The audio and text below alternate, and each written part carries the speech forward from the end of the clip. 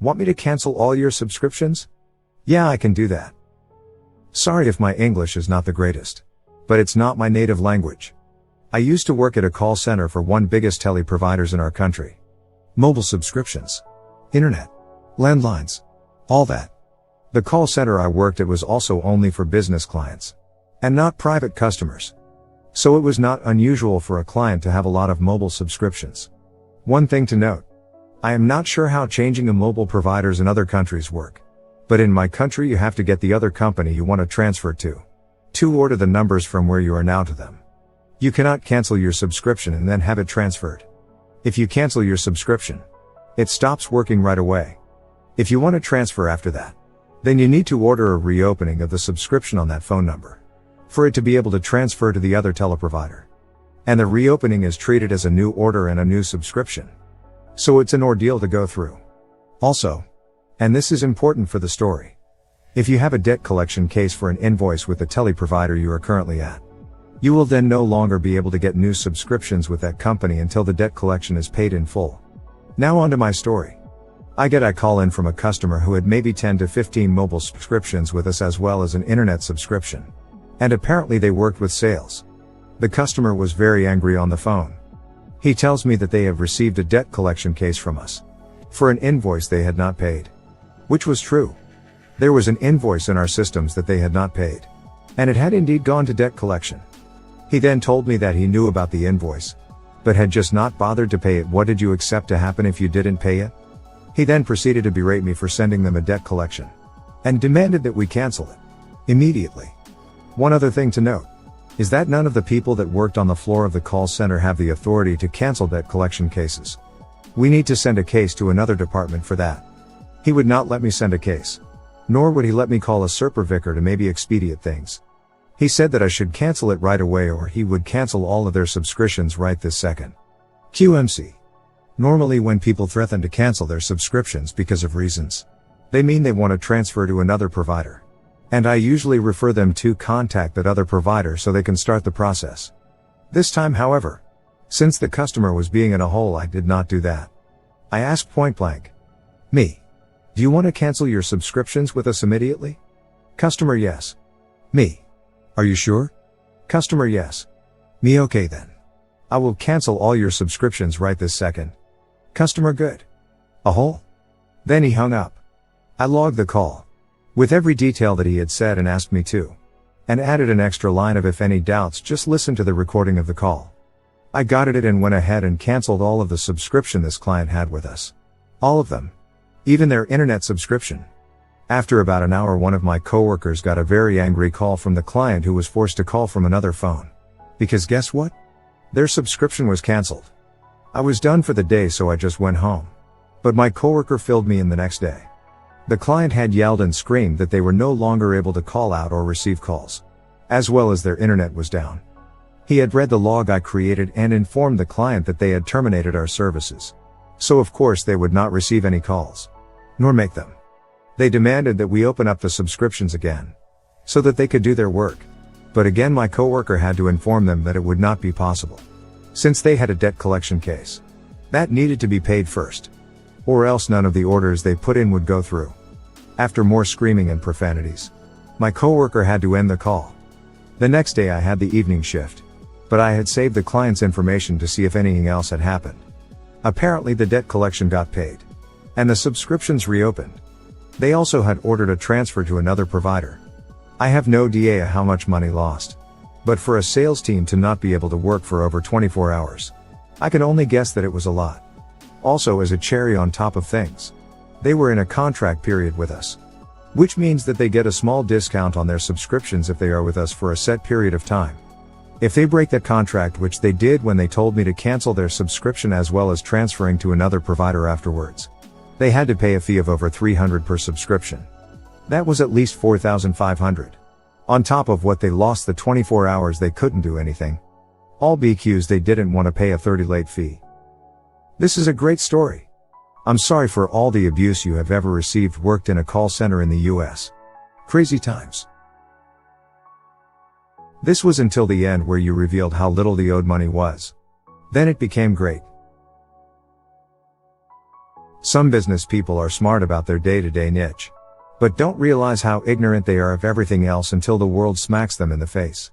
The entitled twats then think, "This can't happen to me," until they are forced to dig themselves out. It's as completely unexpected as it is inevitable.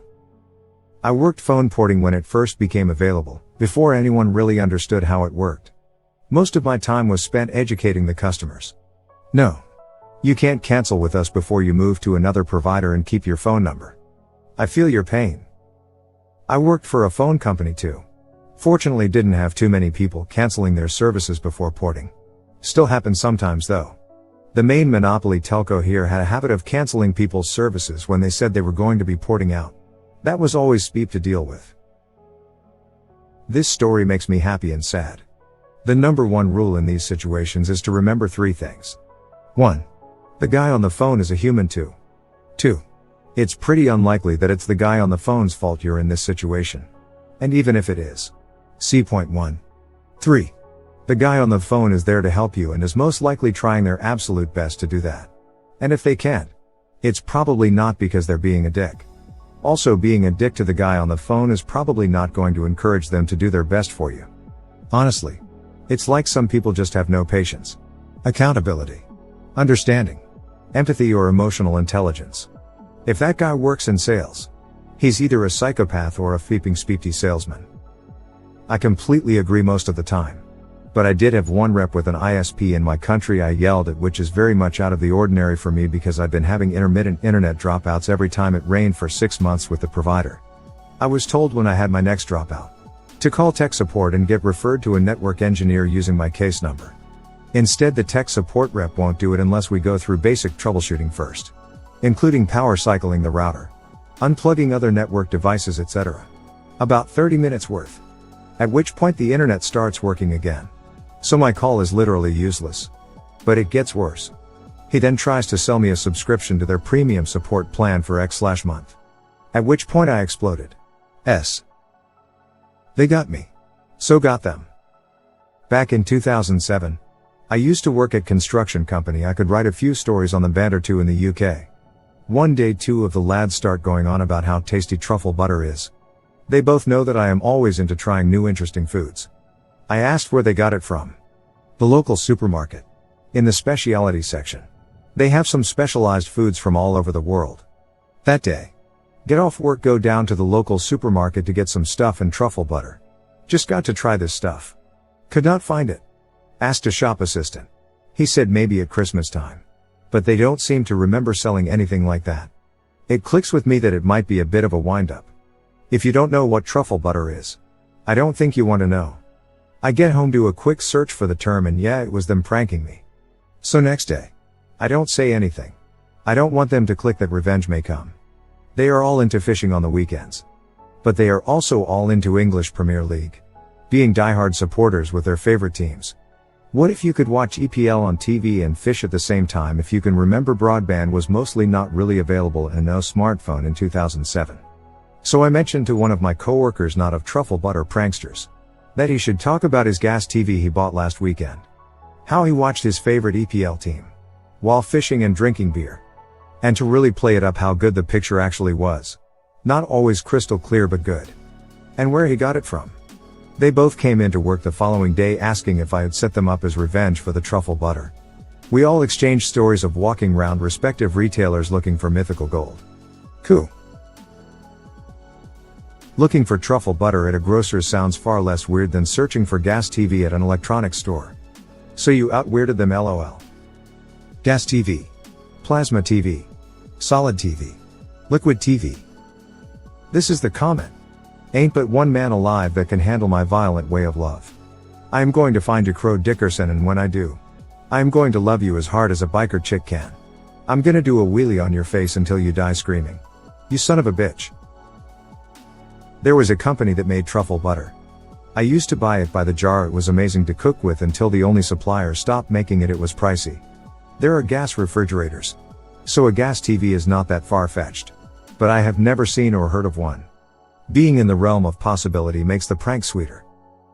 We had a little battery-powered Sony TV in the 1980s that my parents used to take to the caravan. Was probably made in the 1970s, and pocket TVs were huge in the 1990s and very early 2000s, so are X'd out. So you want me to put it in the tray? Not sure if this belongs here or in the IDA sub. This happened several years ago, so for a bit of background, I left my left leg from the knee down over in some jungle. So they let me have a bionic one. Anyway, I got a new one just a couple of years back. The doc at that time told me in order to save myself some grief when traveling, especially when flying, I should let the TSA agent know that I had a prosthetic leg. They even gave me a little card that looked like a miniature X-ray to show them.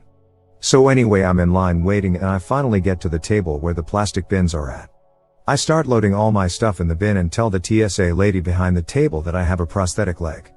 She gets about half smart and says, "Put it in the bin." I said, "Excuse me." To which she goes full on smartass and says, "Just put it in the bin and keep moving." So here's where I'm not sure if this is MC or IDA. I hop up on the table while she is facing away, putting more bins up, and start removing my leg. Just to show how smug this lady was, she didn't even notice. Of course, I make it look a lot harder than it actually is, being taking it off and putting it on for years, so I'm pretty damn good at it. To the amusement of all those in line behind me and the TSA guy on the other side of the walk-through scanner. I drop it in the bin, making sure that it gets the attention of Miss Smug TSA lady. Then I start hopping to and through the scanner on one leg. I think it was at this point, judging from the look on her face, she realized what I had said.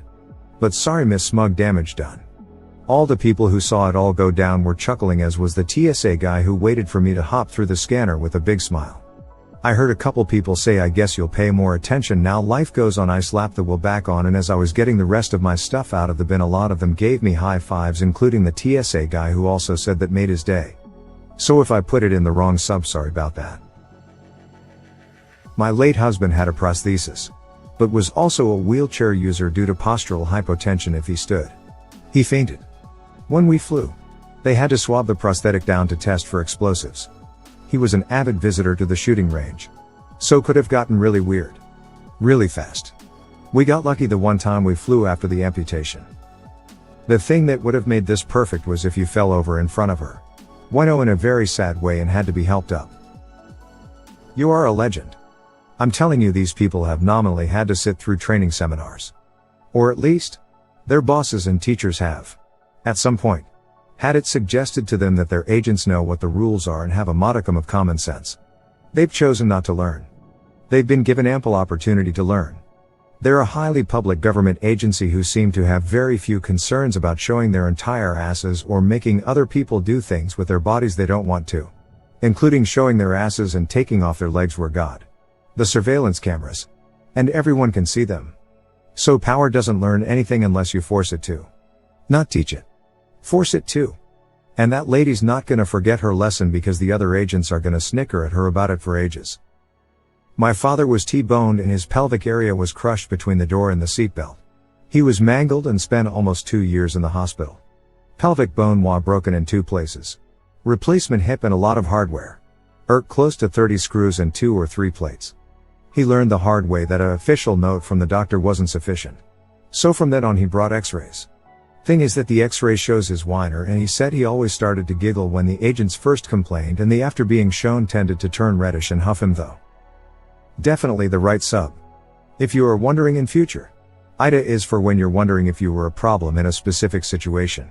MC is a story sub where you're not necessarily there for feedback. PS. And if you were wondering, you were definitely not at fault.